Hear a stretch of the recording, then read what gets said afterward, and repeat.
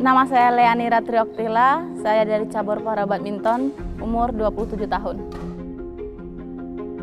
Ngalami kecelakaan waktu itu, saya cukup terpuruk. Mbak Ratri yang dulunya main di normal, sekarang harus turun di Paralimpik. Waktu itu mungkin tepatnya turun di kelas cacat, bukan difabel, kata-katanya masih kasar waktu itu. Perbedaan antara kaki kanan dan kiri saya itu selisih lebih dari 7 cm. Cuma sebagian orang nggak tahu, perbedaannya itu di tulang. Kadang merasa ngiri, kenapa publikasinya kita lebih sedikit dibanding yang Asian Games. Pengalaman saya pribadi, kayak orang ngobrol ke saya, mana sih yang namanya Leani Ratrioktila itu, beliau dapat 3 emas. Padahal orang tersebut ngomongnya ke saya sendiri, tapi dia nggak tahu, ini loh orangnya.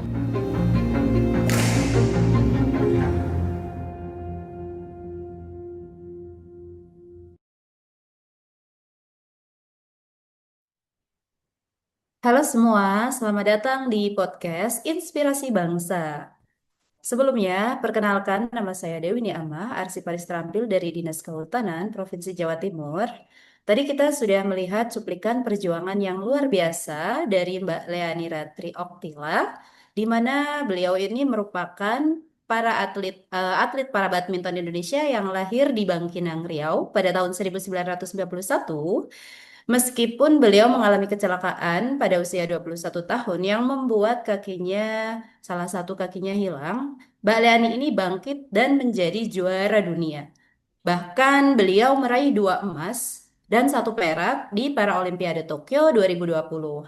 Beliau juga dinobatkan sebagai female female para badminton of the year oleh BWF. Nah, eh, di sini kita akan mengaitkan perjuangan kisah sukses Mbak Leani ini dengan core value ASN, yaitu berakhlak, di mana berakhlak itu adalah berorientasi pelayanan, akuntabel, kompeten, harmonis, loyal, adaptif, dan kolaboratif. Nah, di sini saya tidak sendiri. Di sini ada 9 tamu yang luar biasa dari teman-teman ASN. Sebelum kita lanjut ke eh, tanya jawab, sesi tanya jawab, boleh kita berkenalan dulu dengan tamu yang luar biasa dari teman-teman ASN. Mungkin dimulai dari Mbak Krisma, boleh memperkenalkan diri, dari mana, jabatannya apa, kemudian nama lengkapnya seperti itu. Monggo Mbak Krisma, dipersilakan. Terima kasih untuk kesempatannya. Perkenalkan, nama saya Krisma Cahyani Nanti dari Dinas Kehutanan yang bertugas di Cabang Dinas Kehutanan Wilayah Pacitan sebagai pengendali ekosistem hutan terampil. Baik, dilanjut oleh Mbak Ana, silahkan. Baik, perkenalkan nama saya Kolibeten Adriana. Saya dari UPT Pelatihan Koperasi dan UKM Jawa Timur. Saya di sini sebagai asisten perpustakaan terampil. Terima kasih. Terima kasih kembali Mbak Ana. Dilanjutkan kembali oleh Mas Idrus, silakan. Baik, halo teman-teman. Perkenalkan, nama saya Muhammad Ali Dursadulo dari Penata Laksana Barang Terampil. Dan saat ini saya sedang bekerja dan mengabdi untuk Dinas Kebudayaan dan Pariwisata Provinsi Jawa Timur. Terima kasih Mas Idrus. Dilanjutkan kembali oleh Mas Gali, silakan. Baik, terima kasih. Mohon izin rekan-rekan semua. Perkenalkan, nama saya Muhammad Galih Wijianto, bisa dipanggil Galih dari Dinas Kelautan dan Perikanan, jabatan sebagai pengelola layanan kelautan dan perikanan. Terima kasih. Dilanjutkan lagi oleh Mbak Elsa. Silakan Mbak Elsa. Ya, baik. Terima kasih atas kesempatannya. Halo semuanya, saya Elsa Gianto Fadila, Peranata Sumber Daya Manusia Aparatur Terampil di UPT Pelatihan Koperasi Usaha Kecil dan Menengah Provinsi Jawa Timur. Terima kasih Mbak Elsa. Dilanjutkan kembali oleh Mas Harit. Silakan Mas Harit. Terima kasih. Nama saya Harits Musia Pratama. Saat ini menjabat sebagai Peranata Komputer Terampil di Dinas Komunikasi dan Informatika Provinsi Jawa Timur. Oke, Mas Haris. Dilanjutkan lagi oleh Mbak Salma. Silakan Mbak Salma.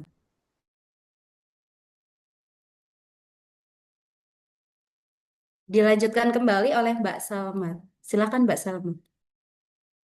Halo, apakah salah saya? Sorry. Ya, perkenalkan, saya Zaira Salma Rafida. Saat ini bekerja di Dinas Komunikasi dan Informatika Provinsi Jawa Timur. Jabatan saya di Sandiman Terampil. Oke, terima kasih Mbak Salma. Selanjutnya mohon perkenalan diri untuk Mbak Lina. Baik, terima kasih. Halo semuanya, perkenalkan saya Lina Zulfikar, Sandiman Terampil dan saat ini bekerja di Dinas Komunikasi dan Informatika Provinsi Jawa Timur. Baik, terima kasih untuk tamu yang terakhir kita. Mbak Irba, silakan Mbak Irba mohon perkenalan diri. Halo semuanya, perkenalkan saya Irba Sabita Alfafa Unikma sebagai pengelola layanan kelautan dan perikanan dari Dinas Kelautan dan Perikanan. Terima kasih, sudah lengkap ya. Jadi di sini kita ditemani oleh 9 tamu luar biasa dari teman-teman ASN. Mari kita mulai di sesi tanya jawab dari video yang sudah kita ulas tadi. Dimulai dari tamu yang pertama, Mbak Krisma. Boleh mungkin Mbak Krisna mengulas bagaimana menurut Mbak Krisma untuk Mbak Leani ini menunjukkan nilai berorientasi pelayanannya. Silakan Mbak Krisma.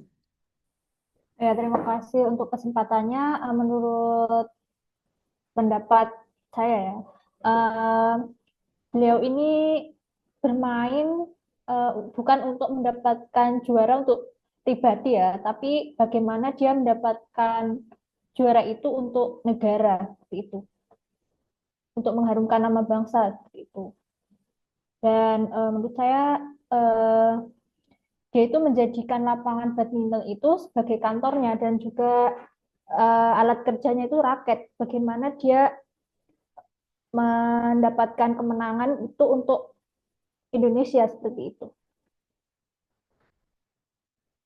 Baik, benar sekali luar biasa ya Mbak Krisma ya. Jadi beliau Mbak Leani ini demi mengharumkan nama bangsa itu adalah merupakan salah satu bentuk pelayanan yang sangat membanggakan untuk negara. Selanjutnya mungkin kita ulas lagi untuk core value yang kedua yaitu akuntabel. Di sini boleh mungkin dilihat dari segi akuntabel Mbak Ana mungkin boleh menceritakan terkait akuntabel atau akuntabilitas dari Mbak Leani ini seperti apa? Monggo Mbak Baik. Ana. Ya, terima kasih atas kesempatannya. Menurut saya, beliau ini sangat bertanggung jawab ya dengan pertandingannya. Jadi misalkan beliau mengalami kekalahan, itu beliau evaluasi diri, bukan malah menyalahkan orang lain seperti itu. Dan itu sangat luar biasa sih, karena nggak semua orang bisa kayak gitu sih. Seperti itu.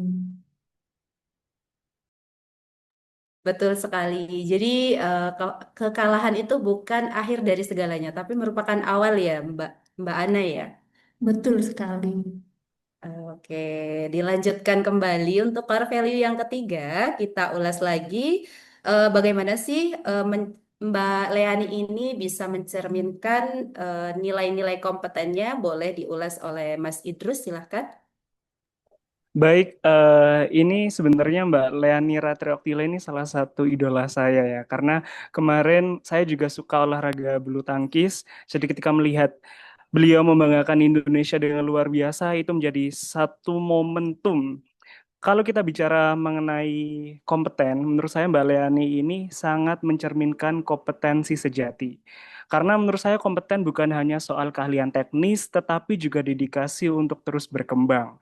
Terbukti di Paralimpiade Tokyo 2020, Mbak Leani meraih 2 medali emas, satu di nomor ganda putri bersama Halimatus Sadia, dan satu lagi di ganda campuran bersama Haris Susanto, serta satu medali perak di tunggal putri. Dia juga pernah menempati peringkat 1 dunia di 3 nomor sekaligus. Itu suatu pencapaian langka di dunia bulu tangkis, tapi sangat luar biasa. Dan pastinya ini juga dibangun atas disiplin latihan, evaluasi teknis, dan juga mental juang yang tinggi. Jadi saya sangat bangga Indonesia bisa diwakili seorang atlet yang luar biasa oleh Mbak Leani ini. Betul sekali. Jadi di sini kalau menurut Mas Idrus, jadi penting sekali untuk seorang yang mempunyai kesuksesan di dunia olahraga khususnya itu mempunyai apa namanya nilai konsisten, terus disiplin, juga keinginan untuk terus mengembangkan teknik-teknik itu adalah esensi dari sebuah kompetensi ya Mas Idrus ya. Oke, dilanjutkan lagi nilai-nilai ASN yang keempat. yaitu harmonis. Sebenarnya di sini apa sih yang menjadi nilai harmonis dari Mbak Mbak apa Mbak Mbak Leani ini menurut Mas Galih? Silakan. Baik, terima kasih. Menurut saya, Mbak Leadi itu nilai harusnya selalu menjaga hubungan baik dengan pelatih dan rekan tim. Gak aja saat latihan, tapi juga di luar lapangan. Dia terbuka untuk menerima masukan, mau membantu teman yang kesulitan, dan menghargai setiap peran dalam tim. Hal-hal kecil seperti itu membuat kerjasama semakin solid dan saling percaya, yang akhirnya berdampak langsung ke performa mereka saat bertanding. Seperti itu. Baik, betul sekali. Jadi suatu hubungan yang harmonis oleh pelatih dan tim rekan seperjuangan itu juga penting ya, Mas Galih ya. Oke, selanjutnya kita lanjut dengan core value yang selanjutnya yaitu loyal. Di sini apa sih yang menonjol dari Mbak Leani? Mungkin Mbak Elsa boleh berkomentar. Silakan. Baik, terima kasih atas pertanyaannya. Soal loyalitas ya. Kalau menurut saya bentuknya adalah meski ada tawaran dari luar negeri, dia tetap membela Indonesia. Itu loyalitas yang luar biasa sih menurut saya. Baik, terima kasih Mbak Elsa. Jadi loyal terhadap negara itu lebih penting daripada tawaran yang lebih tinggi daripada negara lain. Betul ya Mbak Elsa ya? Oke, selanjutnya kita Betul. lanjutkan kembali core value yang selanjutnya. Bagaimana menurut Mas Harits untuk Mbak Leani ini menunjukkan core value yang selanjutnya yaitu adaptif. Boleh silahkan Mas Harits. Oke, terima kasih. Penjelasan teman-teman sebelumnya udah bagus-bagus banget ya. Jadi mungkin singkat aja untuk yang adaptif. Mbak Leani benar-benar cepat banget nyesuaiin diri, apalagi yang sebelumnya dia di kelas normal, terus akhirnya dia harus ke Paralimpik, atau pas itu malah disebut cacat. Itu lumayan keras juga sih harusnya. Mental juga oke, bisa nyesuaiin juga sama gaya main lawan dan kondisi lapangan. Bahkan aturannya juga berbeda kan, yang Paralimpik sama yang sebelumnya gitu. Jadi salut sama Mbak Leaninya terkait tingkat adaptifnya. Oke, luar biasa sekali Mas Harits. Jadi kita perlu mengatur apa namanya adaptasi kita ya. Jadi itu yang bisa kita ambil dari nilai-nilai yang diterapkan oleh Mbak Leani ini. Selanjutnya mungkin di core value yang selanjutnya kolaboratif. Di sini bagaimana kolaboratif itu terlihat dari perjuangan Mbak Leani. Mbak Salma boleh diceritakan Mbak? Terima kasih.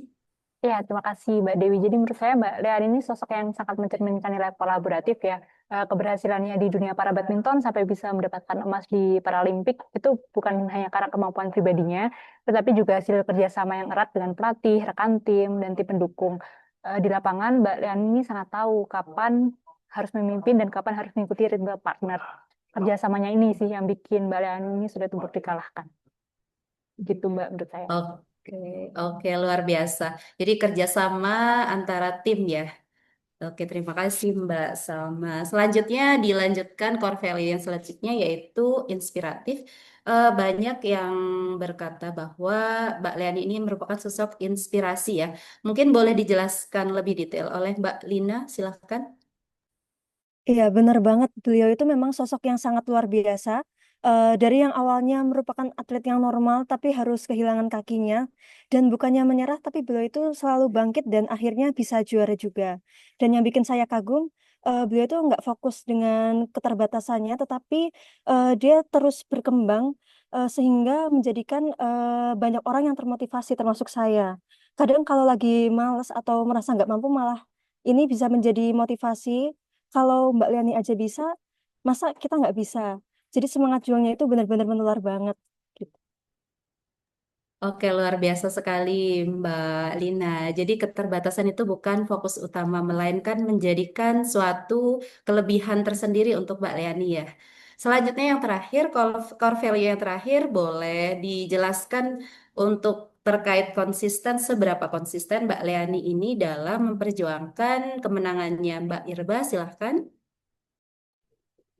Oke, jadi sama seperti yang udah disebutin tadi, bertahun-tahun dia ini konsisten banget main di level yang tertinggi. Jadi gak cuma sekali dua kali juara, tapi terus-terusan tuh menunjukkan performa terbaiknya.